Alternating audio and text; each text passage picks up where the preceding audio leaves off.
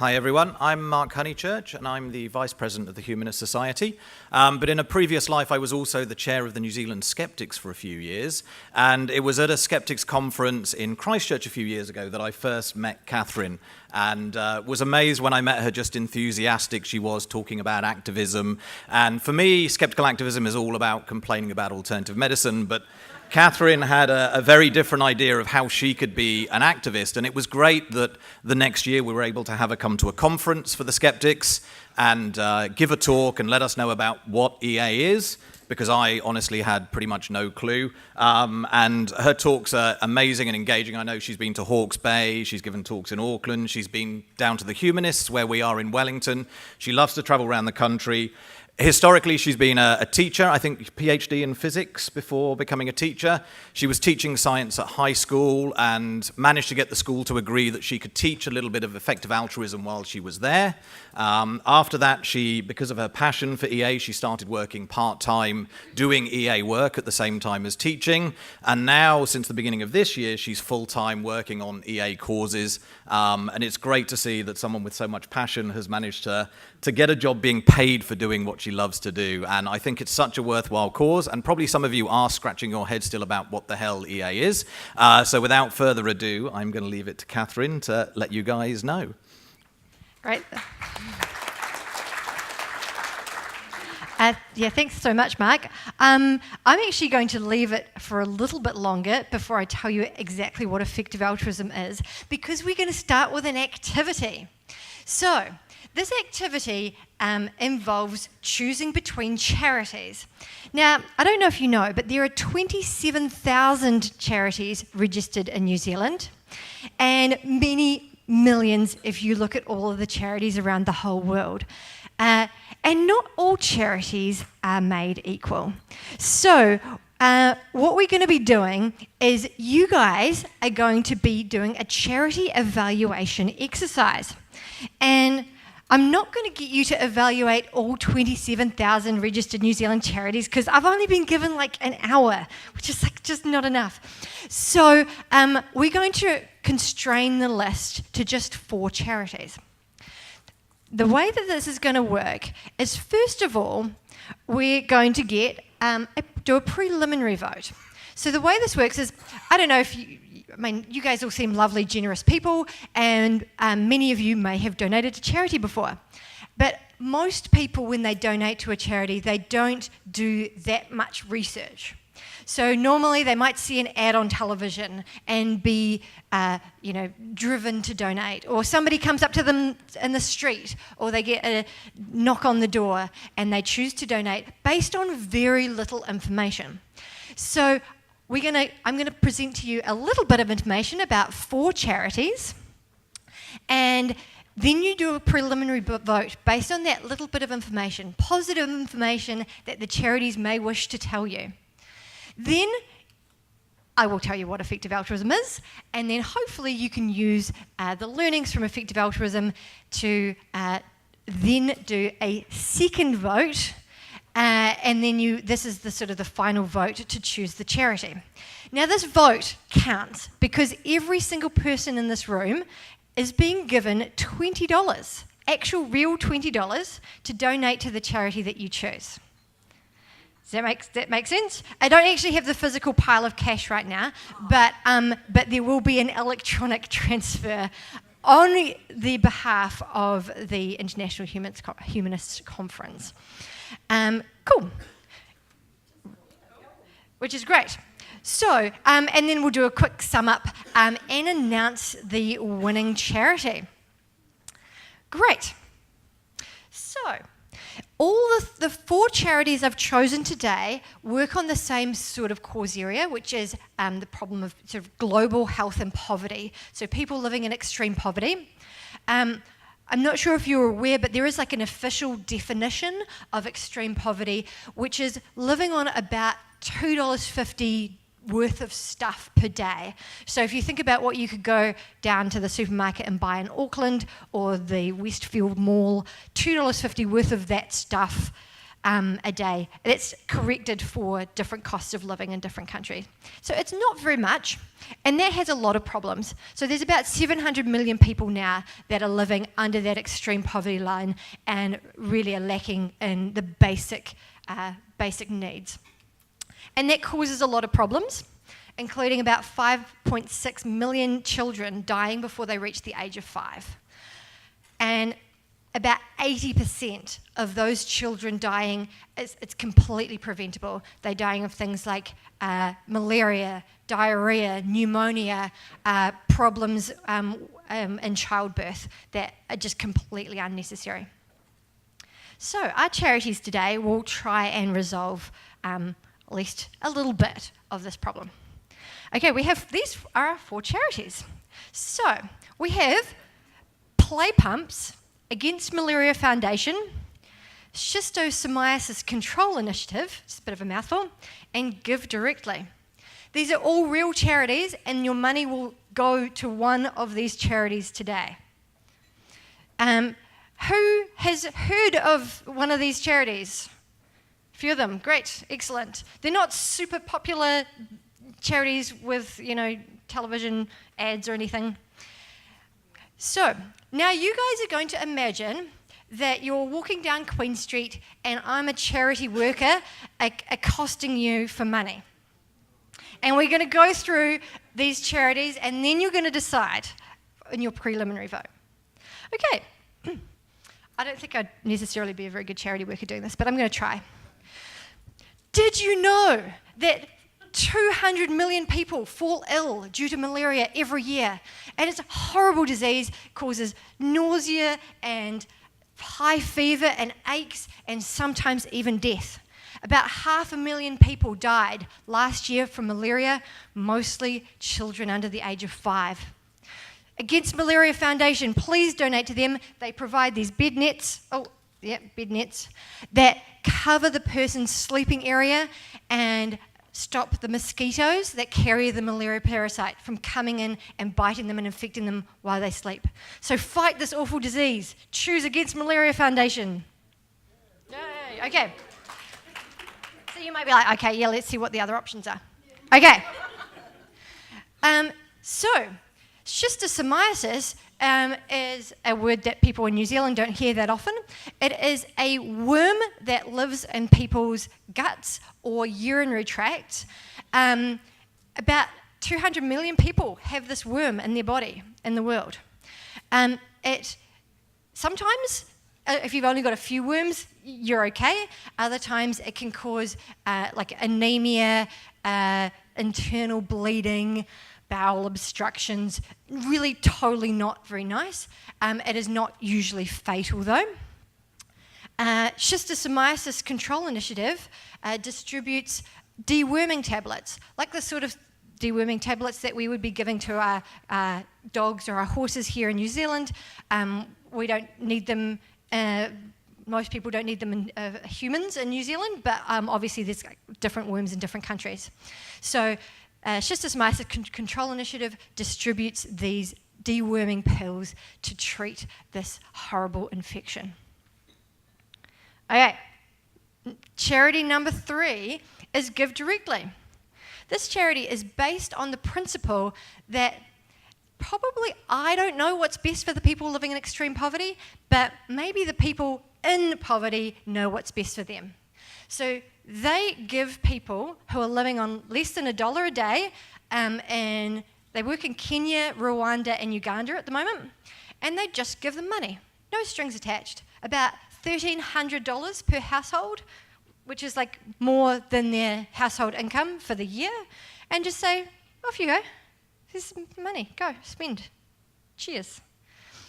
So, give directly, donate, and let people choose for themselves. Okay, our final charity for today is Play Pumps. So Play Pumps was designed to solve 2 problems in one go. There was the problem of fresh, clean drinking water. So we know that about 1,000 children die every day from lack of clean water and sanitation. Totally unnecessary, it's horrible. We also know that there are a lot of kids in the world who don't have play equipment to enjoy themselves. So Play Pumps tries to solve those two problems with one thing, which is this play pump. So it looks like a child's merry-go-round because it is one. The kids push the child's merry-go-round and have a lot of fun, but it has a secret. So this is the diagram. Underneath the child's merry-go-round is a well, and the spinning of the merry-go-round pumps water into this overhead tank, which can be used by the members of their community whenever they like. So fight the problem of clean water and let children have some lovely play and choose play pumps. So now is time for your preliminary choices. Now on the middle of your table, there's some little bits of white paper, and you should all have pens floating around. I would like you to just write down which of these 4 charities, based on that positive information, you would like to donate to now. Keep your bits of paper because you'll have an opportunity to change your mind later. We'll just give you a minute to do that. Okay, you've run out of time, sorry. We're going to now, I'm going to reveal a little bit more information about these charities. So we're going to start with Play Pumps. So Play Pumps they were invented in the 90s by a couple of people from South Africa. And when the charity was formed, it was a huge hit with the international community. There were people like the rapper Jay-Z. He went around doing a world tour raising money for Play Pumps. Bill Clinton fundraised for Play Pumps, as did Laura Bush, who was the president, the first lady of America at the time. And so tens of millions of dollars was diverted to these play pumps, and they installed these play pumps around South Africa, Swaziland, Zambia, and Mozambique. So it seemed like an absolute huge success in international development. But when UNICEF and some investigative journalists decided to look into it, they found out that it wasn't all that it was cracked up to be. So, firstly, these things aren't actually that fun. So, with a regular merry-go-round, you give it a push and you leap on, and it keeps spinning for a while. It basically keeps its own energy. But with the play pump, you push it, and the energy of the spinning goes in to pump the water up to the tank. And, you know, I'm a physics teacher. Conservation of energy, guys. So the energy from the spinning goes into the energy of the water going up onto the tank. And so basically you push it, and it stops pretty much straight away. You push it, stops, push it, stops. So you have to have at least 1 or 2 kids pushing the whole time for the rest of the kids to be spinning. So naturally, the kids would play on it for like 5-10 minutes and then lose interest. It's really not fun. So in some communities, they decided to pay the children to push this play pump around to provide the community with water. Rather unfortunate. And some of the kids didn't like this very much. Some of them got nausea. Some of them even fell off and broke limbs in the job of getting water for these communities. And unsurprisingly, often the job got given to the older woman of the community, which not only was it really uncomfortable, because these things were designed for children, and so this poor woman have to lean over to push it around, but also extremely degrading to say, oh, you know, you play on this children's playground to just produce water for your family. It was even worse than that, even because they broke down and nobody knew how to fix it. Whereas an old water, like a simple water pump, was pretty easy to fix, and the communities knew how to fix them. And a lot of the times, Play Pumps was just rushing to roll these out so quickly, given all of the funding they got, that they didn't even consult with the community. They basically turned up. Sometimes they had a perfectly good hand pump that they just took away and put a play pump on. But I think that these people were genuine and they really wanted to help. They just didn't think about it properly and they didn't test.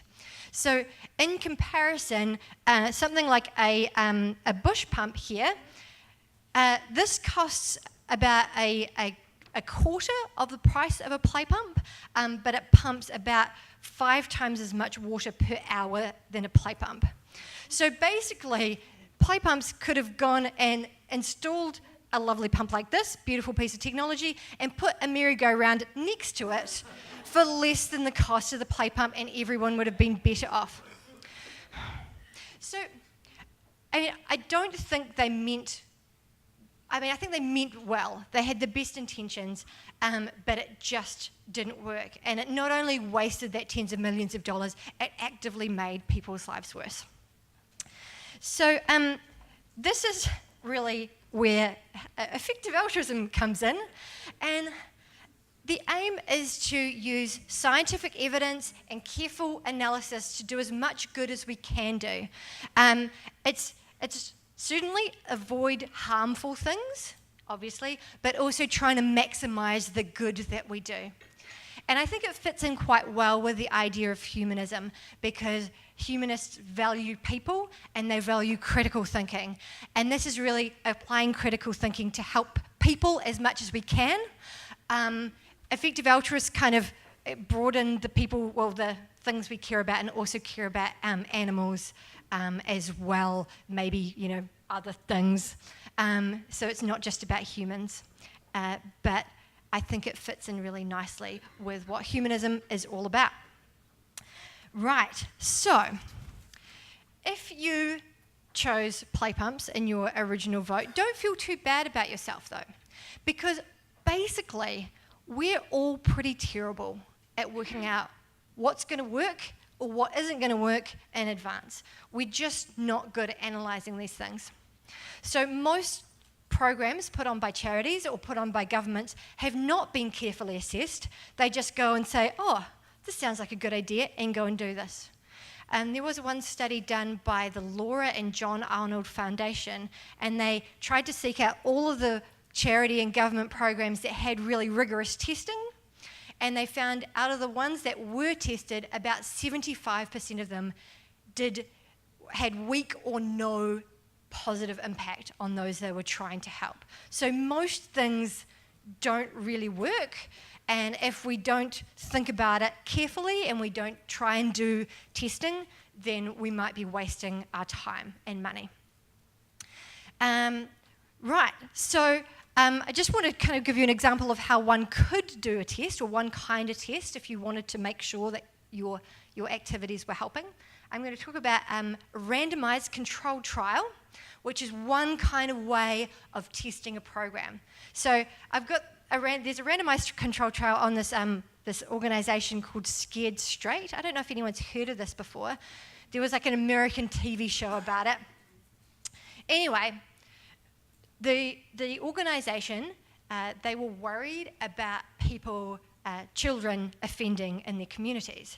And they decided to make this program where they basically would take the kids that were the worst behaved kids in their town and send them to jail for a day to talk to the prison guards and the prisoners and basically say, experience what life is like behind bars. So they, at first, they didn't do much of a study, but somebody decided to do a randomized control trial. So this is the kind of study that we do to check whether a new medicine works. If you've got the flu, you might want a medicine, so we test it by taking like 1,000 people with the flu, half of them are randomly assigned to get a new medicine, half of them get a placebo. We see what the results are and whether they're different. So with Scared Straight, they basically took a whole bunch of kids that were really terrible offenders in their community. Half of them were randomly selected to go to prison for that day. The other half were just randomly selected to just do nothing, maybe, play computer games or something. And then they tracked what their offending rate was afterwards. And turns out that both the treatment and control group had a reduction in offending. But the control group had far greater reduction in offending. So basically, the treatment group, they were going to already stop doing quite so much crime, but sending them to prison for that day increased the chances of them committing crimes. And so much that one study suggested every $1 spent on this program caused $200 worth of social harm to the community. So, if you could, randomized controlled trials is just one example of how you can do a study into finding out whether what you're trying to do works and what doesn't work. So, if we want to do good, we want to avoid things like scared straight and play pumps. But we also want to maximize the amount of good that we can do. So if we can help 100 people or help one person, it's probably better to try it for the thing that you can help 100 people with your time or money. So there's a huge difference in cost effectiveness of different interventions. So this is a graph from the World Bank. Sorry, it's a bit hard to read. But anyway, this measures a bunch of different things that people do to help the health of people living in low-income countries. So they could be activities like providing drugs or providing preventions to sort of stop people from getting AIDS, that sort of thing. So each bar here is a different thing. It could be a different operation or a different treatment. And on the y-axis is basically the number of years of healthy life you get from a $1,000 investment. And so you can see there's some bars that are absolutely huge, and most of the bars, are pretty small. So this tells you that the most cost-effective things are it's actually 50 times as good as the kind of average ones. So this tells you that if you just picked something to help people, with their health care in low-income countries at random, you'd probably do an okay job, but you could be doing 50 times as much good with that same donation. That's you could be helpful for a year and then skive off for the rest of your life and still do as much good as somebody who is working every year of their working life, but looking at something that was kind of reasonable. So we have the power to do so much good if we try and find those very best opportunities. So unfortunately, doing all of those studies to work out what works and what doesn't work and what works the best is actually extremely difficult. It's hard to analyze all of the data and weigh up all of the different kind of considerations, but there are some organizations that are called charity evaluators. So GiveWell and the Life You Can Save are two that work on sort of people, things that help people, and they try and find the best giving opportunities that they can find for helping people.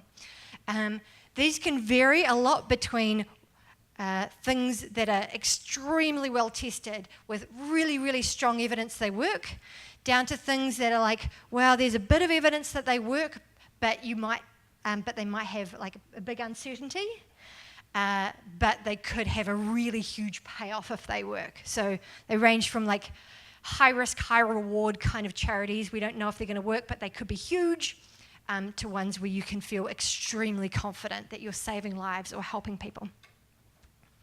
Cool. So, back to our charities. So we've heard about play pumps. Give Directly has had a lot of scientific study done on this. So this is when they give money to poor people. These are people extremely poor. A lot of people were initially quite skeptical about this charity and go, oh, they're just going to waste it on booze or cigarettes or whatever. Turns out the randomized controlled trials show that there's no increase or no measurable increase in the amount of alcohol, tobacco, gambling. These people get the money and they actually invest the money in themselves and their families. So turns out that on average, the people that get this grant, 2 years later, their income is higher than if they didn't get the grant.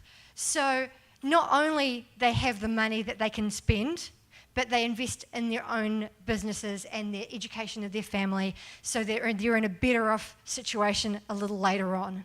So it's giving people, I guess, a leg up, and then they can help themselves. So this is highly studied and seems to be a really good way of helping people, at least in the areas where they currently operate, where they've done the studies. Okay.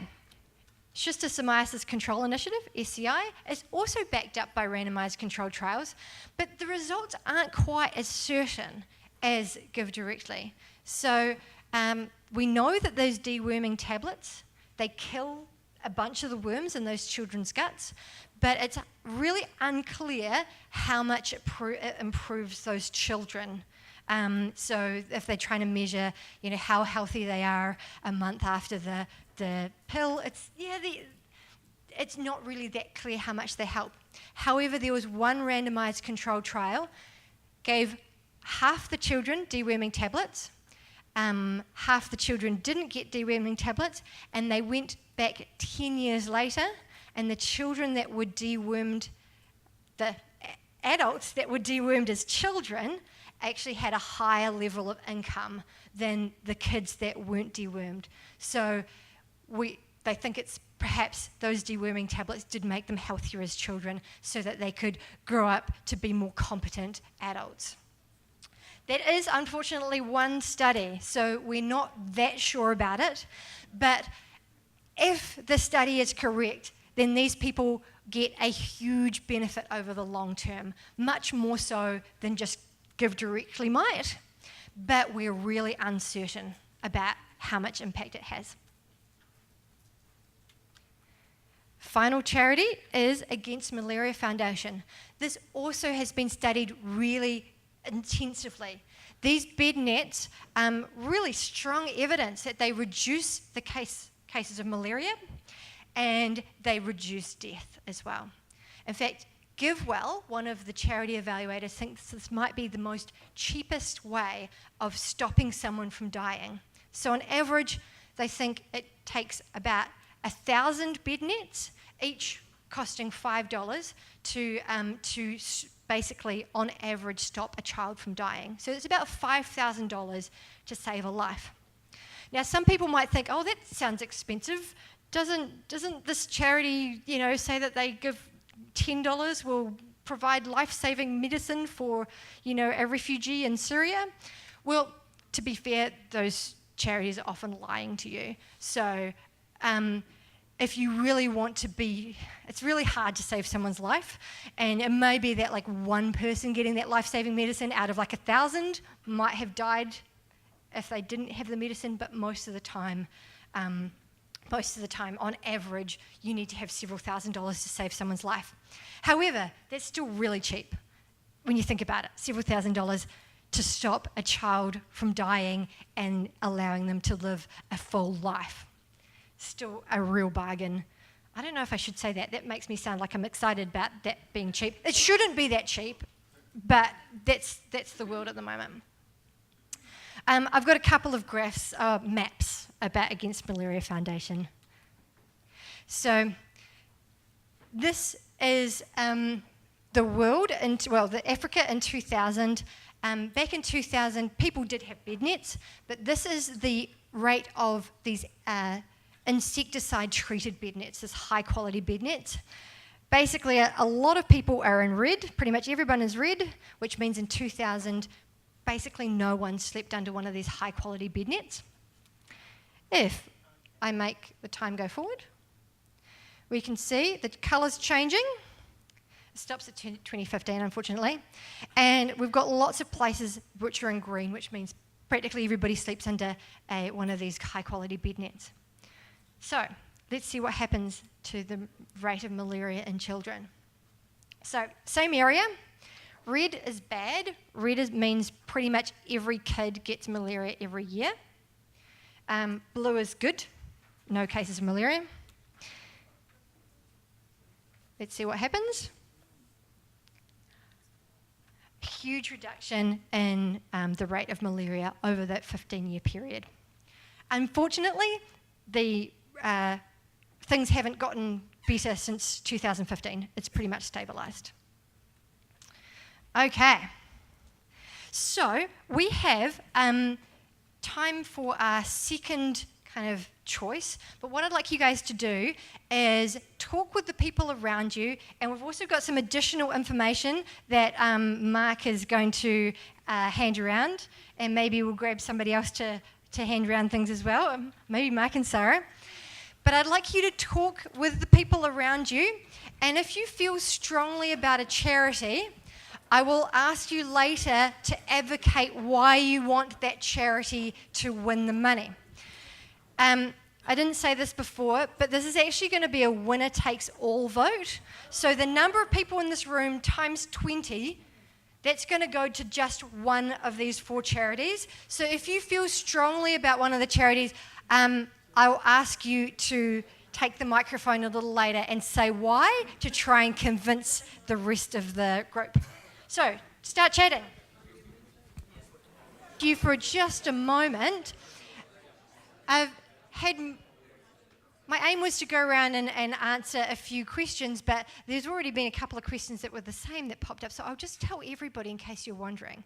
So one question that's popped up already is overhead. What percentage of the funds goes to the program, and what percentage of the funds goes to administration? I would like to suggest, okay, I'm going to just tell you one of the answers. Play Pumps International has a extremely low overhead ratio. It's something about like 5% of their money goes to administration. Most of it goes into putting these play pumps to the field. So that sort of might indicate to you that maybe the administrative costs aren't the most important question to ask. If they're really efficiently doing something that causes harm, they're still pretty bad. I think it's a good question to ask if you want to see whether something is a scam, but it's not a particularly good question to ask if you want to actually do good with your money. I can hear there's some pretty good conversations going on, but it would be really great if some people in the audience were interested in advocating for one of these charities or maybe against one of these charities. So we've heard a lot about why Play Pumps is a bad idea. The remaining 3 charities are all recommended by GiveWell and The Life You Can Save. I forgot to mention that. But you may have a feeling that one of those charities is better than the others. And so I'd be quite interested if anybody would like to take the microphone, I can buzz it around, and say why they think one charity might be better and try to convince the rest of the group. Anybody want to volunteer themselves? Yeah, cool.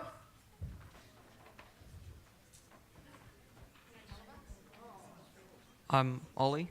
I think Give Directly will be the... I think Give Directly will be the best charity to donate your money to because it gives people choice. So let's take Jack. Jack lives in his village, and there's some charities. Jack doesn't want somebody to come up and install a pump that breaks down after a while, and that just means for a few months somebody's job is walking around in circles to pump water. Jack wants someone to come and give some money to the poorest family in the village. Then the poorest family in the village might buy some resources. They might buy some seeds. They might start a small farm. And then out of that, they can make a shop. They sell vegetables, they'll sell food. And then this flow and effect will help the whole village. They'll have more food, and the poorest family in the village suddenly has a source of income. So this flow and effect isn't really seen in the Against Malaria Foundation, because somebody just walks in, chucks a few mosquito nets at some of the people in the village, then walks out. So there isn't the same continual benefit over a long time that you see from Give Directly. Thank you. Yay! Thank you, Oliver. Would anybody else like to comment, maybe recommend one of the other charities, or maybe talk against what Oliver said? Josh. Hi, I'm Josh. So I put down SCI, but I want to make a point about why bid nets are actually good, is because what if the person had a business and was doing good for his community, didn't have a bed net, and then contracted malaria because he got bitten by a mosquito, and then that had a negative flow-on effect by taking all the goods and services that he would have otherwise provided away from that community. That's a good point, Josh. Okay, thank you. I'm going to talk against malaria, ironically. I originally thought it was really quite beneficial. Obviously, it looked great, saving all those millions of lives. But the problem, so obviously they've already produced the bed nets and they've already gone out and they're already saving lives. So what is the benefit, not of how, comparing it to how it was and the massive benefit that we've achieved, but given that has already been achieved, is donating more and providing more bed nets and everything really going to have the same per capita effect that it would have in the past? And so I think that's an interesting question. Well, thank you very much. I can probably address that question.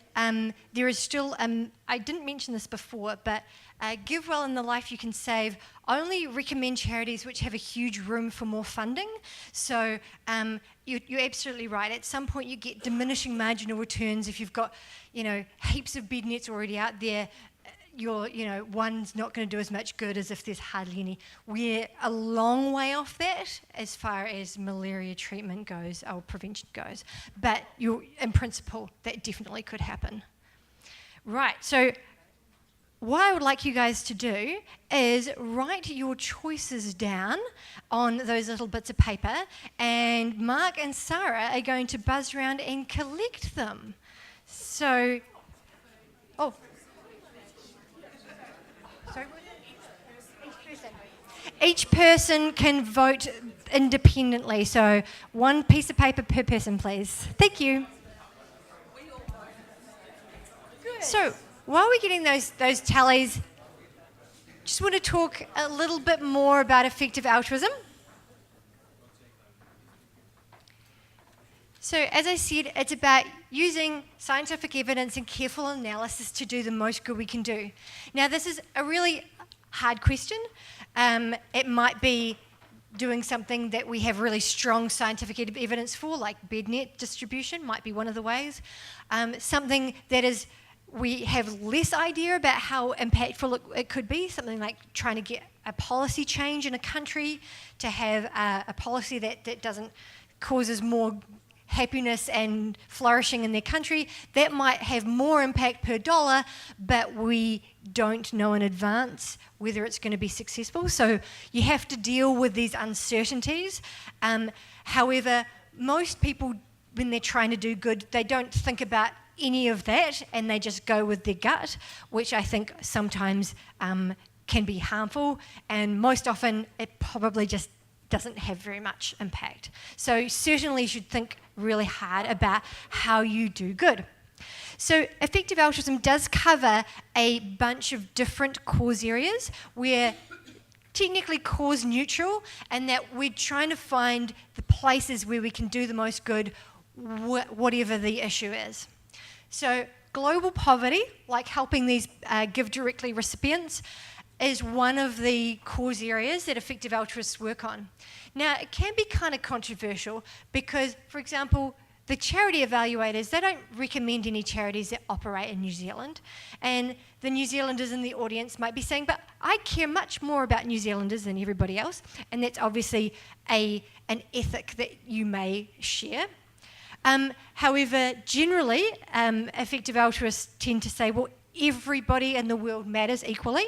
New Zealanders, people from Rwanda, I don't mind, I want to help them.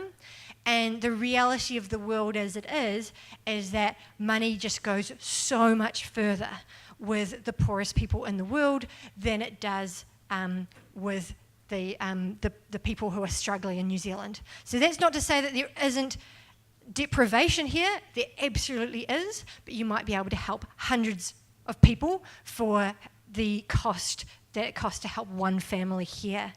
I mean, in a sense, it might sort of seem callous, but actually, I think it's not. We're trying to help as many people as we can.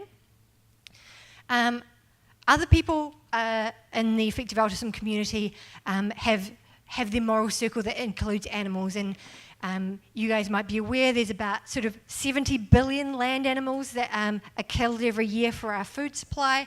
Most of them are in factory farms and have a pretty horrible life. Because the sheer scale of the number of these animals and the suffering they have, it might be, if you consider animals to have moral worth, this might be even more potentially effective at reducing suffering on this planet. So there's some people are working on trying to change our food supply or our food system so it doesn't have so much suffering embedded in it. Another thing that effective altruism often think about is future people. So obviously we want to help people today, but it would be really great if we could prevent something terrible from happening in the future, like a nuclear war or a big pandemic, or maybe risky new technology being introduced without the careful checks and balances. So that's another cause area that effective altruism looks at. This is, we don't know what we're going to do is going to help, you know, like you get up in the morning, oh, there's no nuclear war, I won.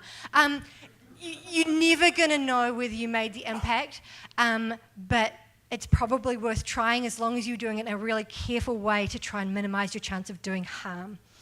There's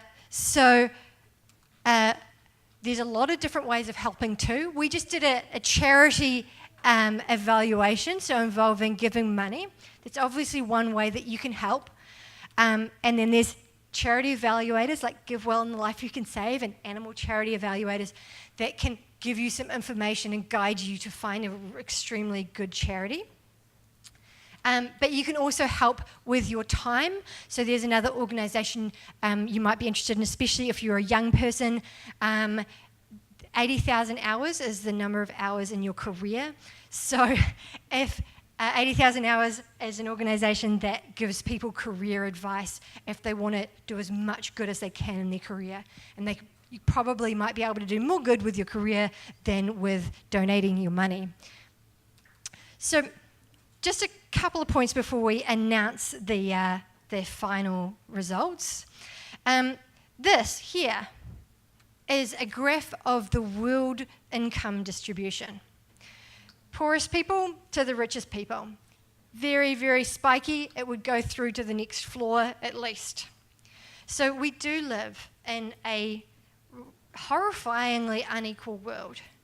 But the people in this room, or lots of the people in this room, have a lot of capacity to help that. So I'm not sure if you're aware of this, but the average salary in New Zealand, $50,000, is about 24 times the world average income, even after correcting for the different costs of living, which is a complex calculation. Even someone living on the minimum wage is still pretty much on that pointy bit of the graph. So we, in New Zealand, and probably in a lot of the countries represented here, have an astonishing capacity to help the people who are in need the most in the world, as long as we apply critical thinking when we're doing it. I've got one last graph before the results. This is my favorite animated graph in the whole world. You might have seen this before. This is the graph of child mortality.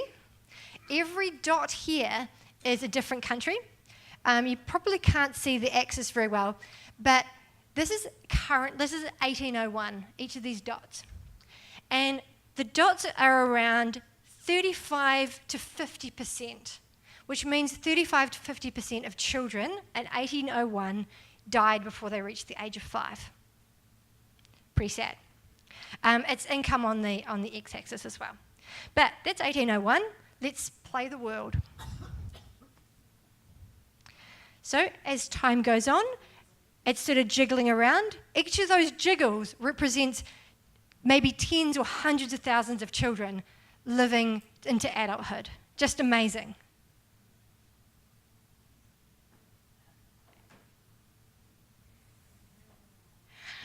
And so now we live in a world where even the least healthy countries, it's less than 15% of the children that die before the age of 5, when it used to be every country was 35% or more.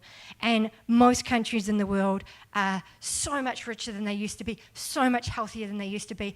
There's an amazing progression that has happened, and just kind of want you guys to know that you can be part of making that happen even more and doing more improvements to the human race. So, we have our results. Okay, whoa, this is exciting. So, Play Pumps has a grand total of 1 vote. Who was that? The Schistosomiasis Control Initiative, 5 votes.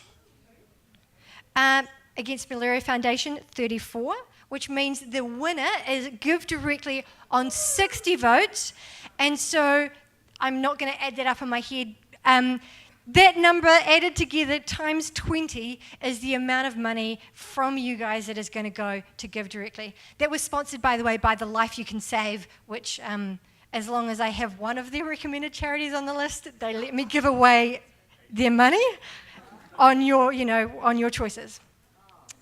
Great. Well done.